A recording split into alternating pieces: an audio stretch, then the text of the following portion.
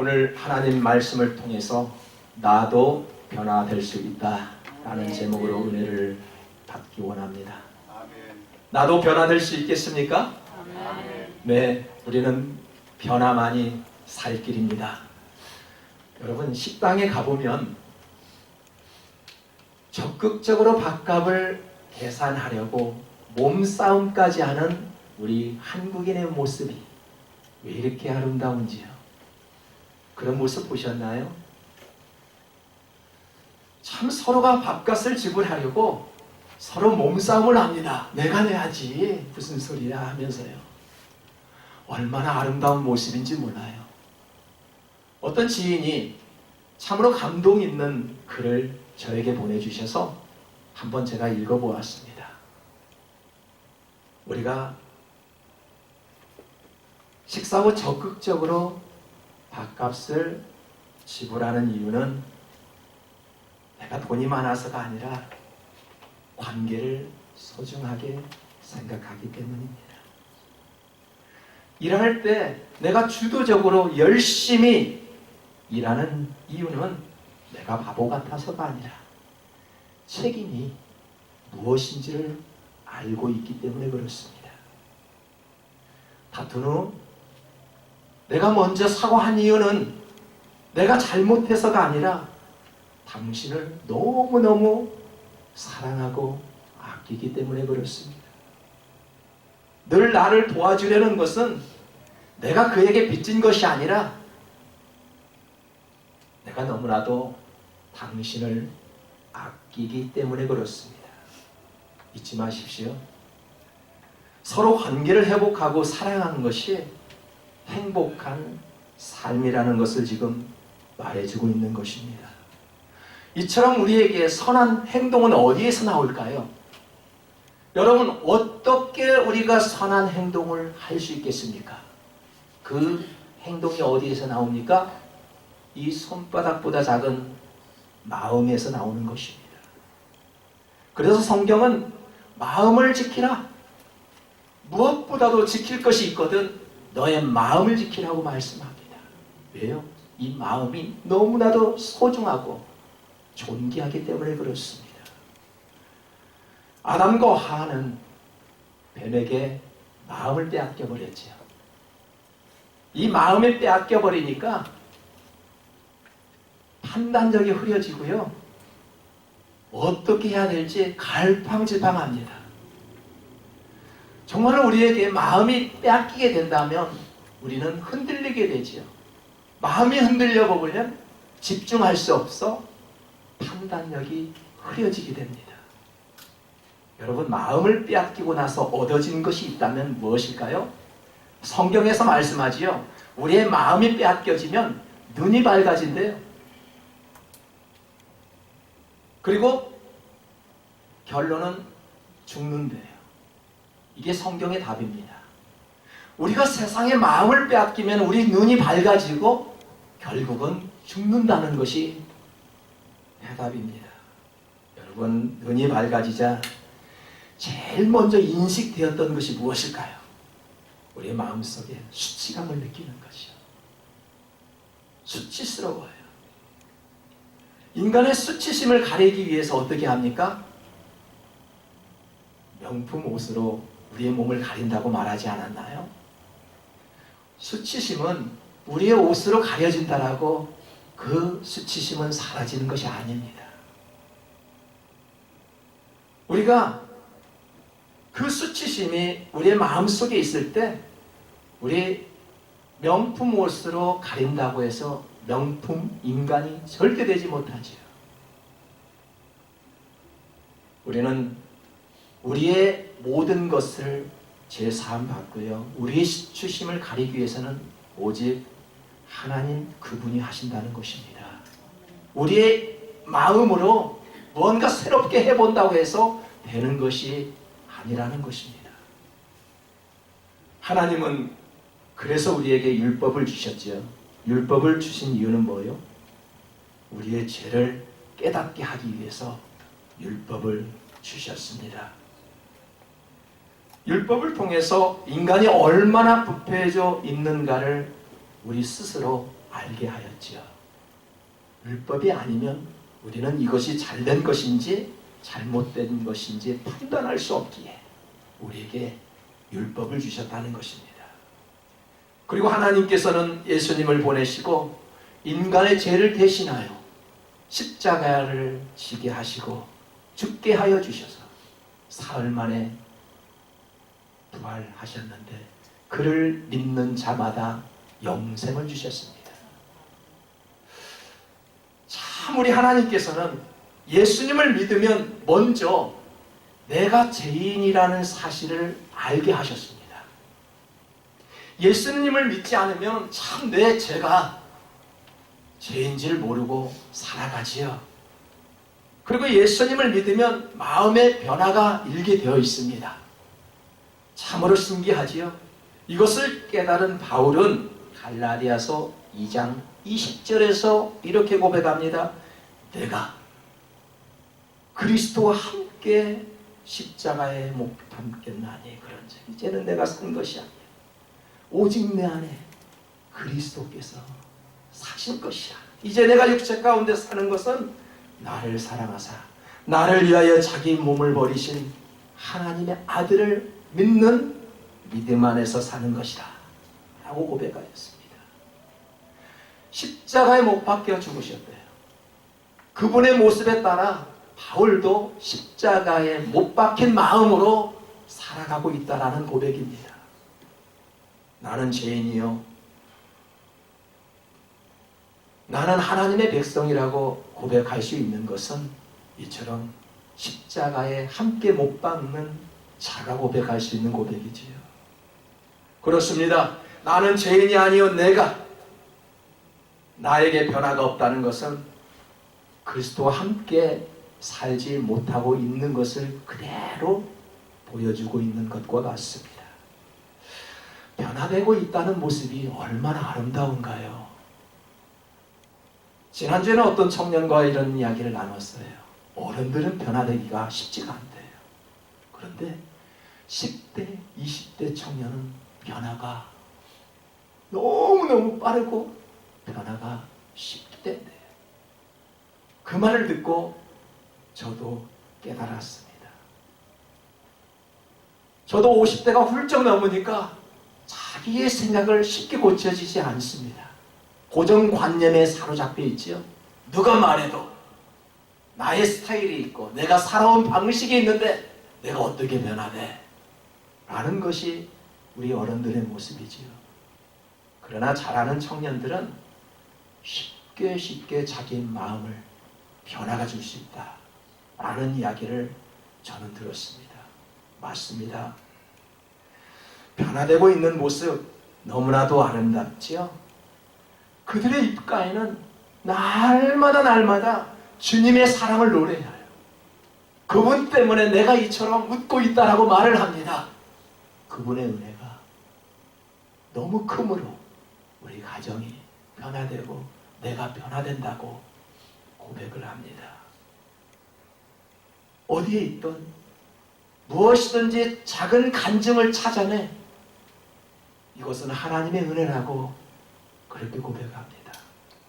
신기하게도 예수님을 잘 믿으면 이렇게 변화가 옵니다. 아주 신기합니다. 우리의 마음속에 새로운 영을 부어주시겠다는 하나님의 약속, 이것이 갑자기 이루어졌을까요? 이미 그 약속은 본문 19절에서 말씀하고 있지요. 내가 그들에게 한 마음을 주고 그 속에 새 영을 주며 그 몸에 돌 같은 마음을 제거하고 살처럼 부드러운 마음을 주겠다. 이미 말씀하였어요. 이 말씀은 이스라엘 백성들의 일부가 바벨론에 끌려갔지요. 전쟁에 패배하자 유다 백성들이 바벨론으로 끌려갔습니다. 이때 하나님께서 에스겔 선지자에게 말씀하신 내용입니다. 왜 하나님은 에스겔을 통하여 하나님 백성에게 새 마음을 주시겠다고 약속을 하셨을까요? 에스겔도 애국 땅에 포로로 끌려간 신세였습니다. 자진해서 가지 않았죠. 우리처럼 미국 땅이 좋다며 우리가 이 땅에 한번 살아보겠다고 우리의 발로 찾아온 그런 사람들이 아니었습니다. 포로로 억지로 끌려가 살았던 그런 사람들이었습니다. 우리가 만약에 이 미국 땅에서 억지로 산다면 얼마나 괴로운 시간이 이어질까요? 우리는 내가 좋아서 내가 선택해서 내 발로 온 미국 땅입니다. 이들의 모습을 보십시오. 나라가 망해서 애국으로 끌려온 그러한 포로 신세였습니다. 언제 고향으로 돌아갈지 도무지 알 수도 없는 그런 어려운 상황 속에서 그들은 그 주변을 바라볼 때 우상숭배로 가득하였지요. 이때 에스겔에게 하나님의 영이 임하여 희망찬 메시지가 들려왔죠. 그 말씀이 바로 일치된 마음을 주고 새로운 영을 주며 돌같은 마음을 없애버리고 부드러운 마음을 주겠다는 하나님의 메시지입니다. 내 안에 숨겨져 있는 마음의 변화는 성령께서 임할 때 나의 마음이 변화되는 것입니다. 마음의 변화는 여러분 행복의 기초가 되는 것입니다. 내 마음이 새롭게 변화가 되면 그때부터 행복이 찾아오는구나. 그래서 사람들은 마음의 변화를 추구하고요. 많은 종교들이 우리의 마음을 한번 바꿔보려고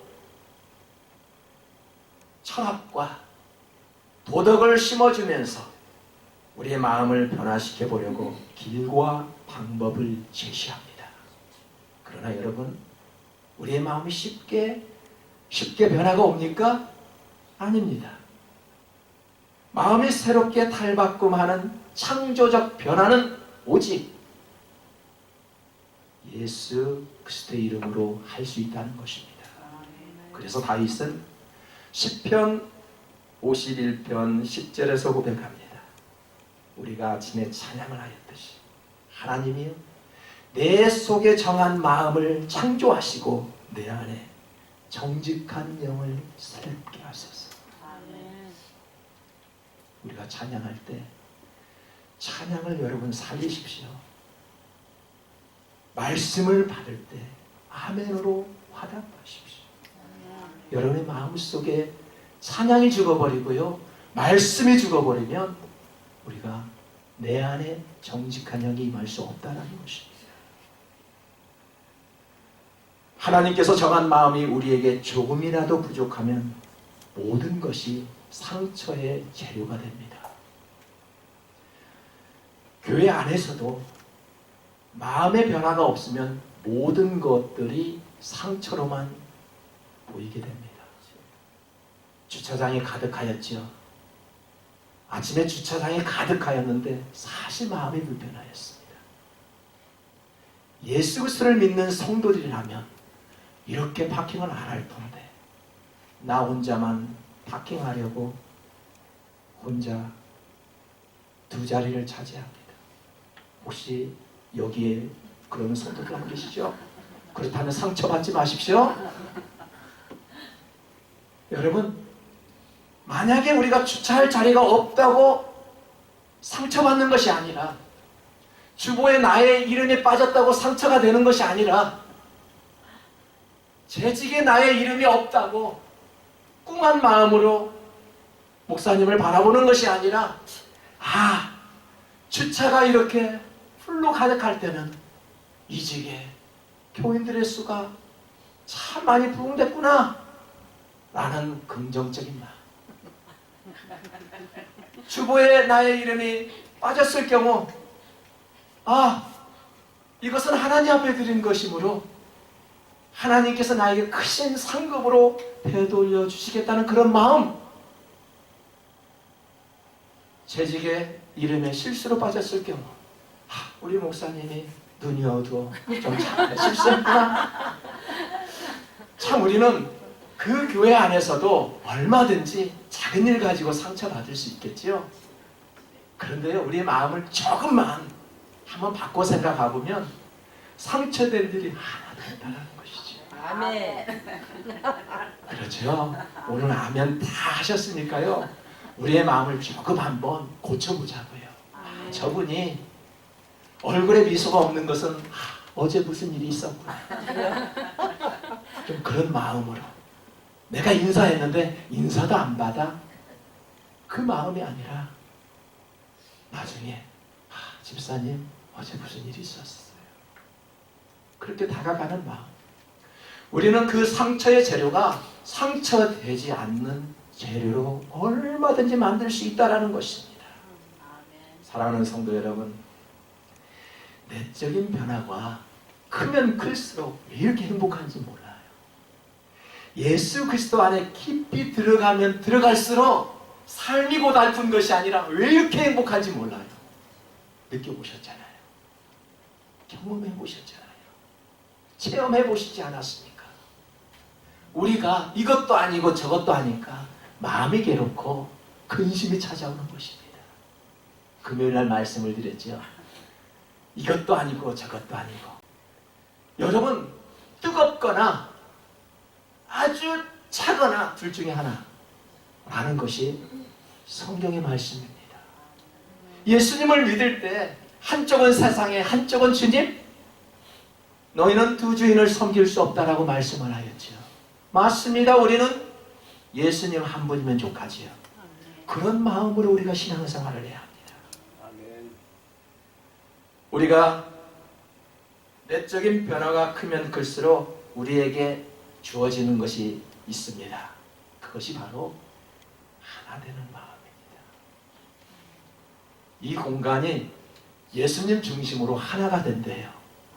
내적인 변화가 일어났을 때 선의 근본은 연합이요 화합이라고 말씀하지 않았나요? 악의 근본은 분열, 분리입니다. 예수님은 하나님과 사람을 하나 되게 하시려고 십자가를 지셨습니다. 성도된 자가 십자가를 지고 하나 되려는 것은 여러분 가장 복된 일이죠. 하나 되려고 하는 마음, 이것처럼 복된 일이 없습니다. 주님께서 십자가를 지기 전에 사람들을 향해, 제자를 향해 무슨 기도를 하였나요? 하나 되기를 기도하였어요. 다른 기도하지 않았어요. 제자들을 향해 하나 되기를 원한다고 주님께서는 기도하신 후 십자가를 주셨습니다. 반면에 사람의 축복을 가장 방해하는 것이 있다면 무엇일까요? 사단의 마음이 가득한 분열과 욕심과 시기와 질투입니다. 우리가 예수님을 믿어 하나님의 자녀가 되었다는 것은 부르심에 순종하겠다는 것이죠. 여러분, 그분의 말씀에 순종하기 때문에 우리는 이 자리에 나와 예배할 수 있는 것입니다. 무엇 때문에 오셨나요? 이전에는 하나님을 몰랐습니다. 이제는 하나님의 뜻을 조금이라도 알 수 있습니다. 순종이 무엇인지를 조금이라도 알 수 있겠네요. 그 겨자씨만한 믿음을 나에게 주셨기 때문에 순종이 무엇이고 충성이 무엇인지를 알기에 우리는 말씀 앞에 이렇게 아멘으로 화답합니다. 영적 변화란 완고한 마음을 부시고 성령을 통해 부드러운 마음을 주셔서 기쁨으로 순종하는 그러한 새 백성으로 다시 태어나는 것입니다. 본문 20절에 보십시오. 내 율례를 따르며 내 규례를 지켜 행하게 하리니 그들은 내 백성이 되고 나는 그들의 하나님이 되리라. 여러분, 좋은 관계란 어떤 관계를 말할까요? 좋은 관계. 좋은 관계는 서로 좋아야 합니다. 권사님이 집사님을 좋아할 때 권사님이 집사님만 좋아하면 안 돼요. 집사님이 권사님을 좋아해야 합니다. 이게 서로 좋아하는 것이지요. 맞습니까? 여러분, 나 혼자 하나님을 찾을 때 주여 주여 하지만 하나님이 나의 모습을 보고 아 그래 사랑하는 아들아 라고 말할 때 이것이 진짜 좋은 관계입니다. 아멘. 지난주에 이런 말씀 기억하셨나요? 용서는 할 수 있지만 진정한 회복을 위해서는 서로 만나 자신의 잘못을 인정하고 회개할 때 그 용서가 진정한 용서가 된다라고요. 이때 비로소 회복의 관계가 이루어지는 것입니다. 나 혼자 다 용서했어요. 내가 여러분들 다 용서했어요. 용서할 때 집사님 제가 잘못했습니다. 무슨 말씀이에요 목사님. 이미 다 끝난 일인데요. 이것이 회복이지 않겠습니까? 사랑은 나 혼자 이루어질 수 없지요. 내가 그 여인을 사랑할 때 그 여인이 나를 사랑하는 것이 진정한 사랑이라는 것이죠. 우리가 용서는 얼마든지 혼자 할 수 있습니다. 하지만 화해는 나 혼자 할 수 없지요. 네, 맞습니다. 서로 만나 죄를 인식하고 껴안아줄 때 화해가 되고 회복이 되는 것입니다. 하나님과 백성들의 관계가 그렇습니다. 하나님은 우리를 사랑하시죠? 하나님은 나를 사랑하십니다. 여러분, 그 사랑을 느낄 수 있는 사람이 누구일까요?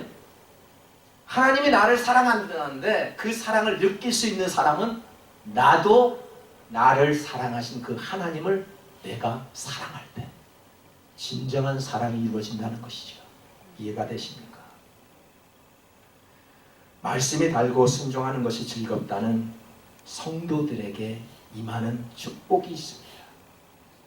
하나님과의 불편한 관계를 여러분 절대 만들지 말아야 합니다.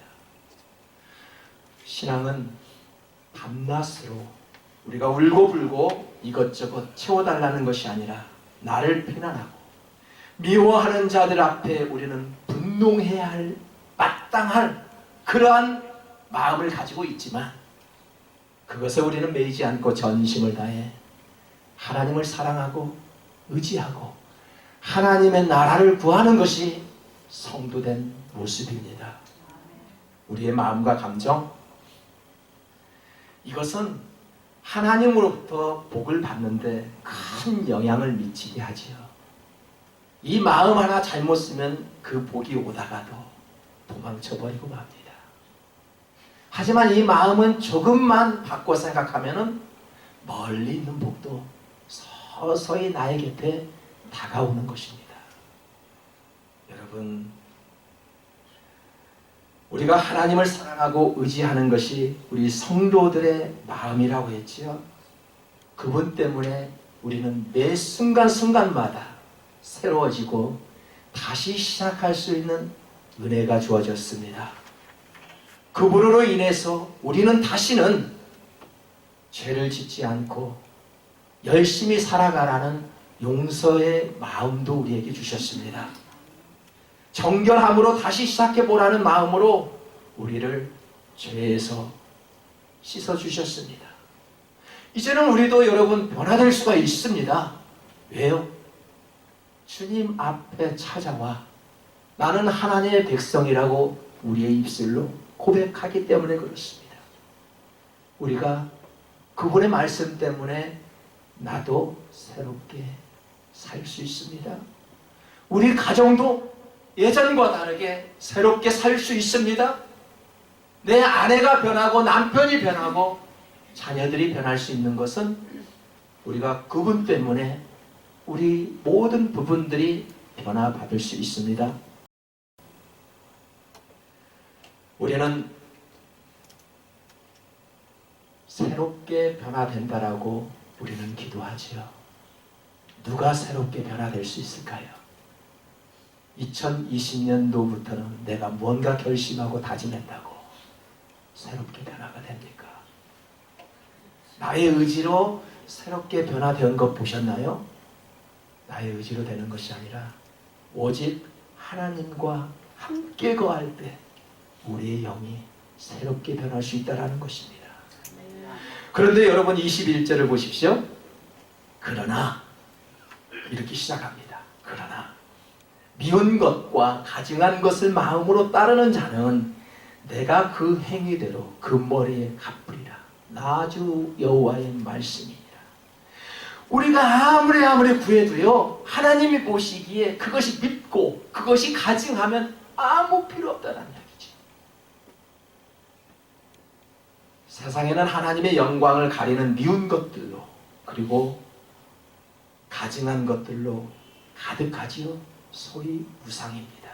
그래서 바로 14장 3절에서 에스겔이 말씀합니다. 인자야, 이 사람들이 자기 우상을 마음에 들이며 죄악의 걸림돌을 자기 앞에 두었으니 그들이 내게 묻기를 내가 조금인들 용납하랴. 사람들의 마음 한구석에는 내가 좋아하는 우상들이 다 있다라는 것입니다. 그 우상 때문에 그리스도 안으로 완전하게 우리는 들어가 살지 못합니다. 여러분, 나 자신은 어떻습니까? 지금 내가 가지고 있는 우상이 무엇입니까? 나의 의지대로 지금 생각합니까? 아니면 하나님의 뜻대로 지금 생각하고 계신가요? 뭔가에 걸림돌이 있으면 나에게도 우상이 있다는 것이죠. 신앙인은 하나님을 어떻게 믿어야 할지 깊은 고민과 묵상이 있어야 합니다. 여러분, 교회가 어떠한 곳입니까? 잘 들으십시오. 교회는 사람들을 모으는 장소가 아닙니다. 교회는 우리 교인들이 가정으로 돌아가 남편과 아내와 자녀들과 부모들을 따뜻하게 섬길 수 있는 교훈을 가르쳐주는 것이 바로 교회입니다. 학교로 들어가, 직장 안으로 들어가, 그곳에서 거룩한 성전으로 만들 수 있는 용기와 지혜를 배울 수 있는 곳이 바로 이곳 교회입니다. 그래서 건강한 엄마, 아빠, 건강한 자녀들, 건강한 직장인들이 이 교회에 모일 때 이 교회는 건강한 교회가 되는 것입니다. 사랑하는 성도 여러분, 우리의 마음으로, 내가 생각한 대로 우리의 마음은 변화되지 않습니다. 우리의 마음속에 성령의 하나님이 임재해야 합니다. 그때부터 변화가 일기 시작하지요.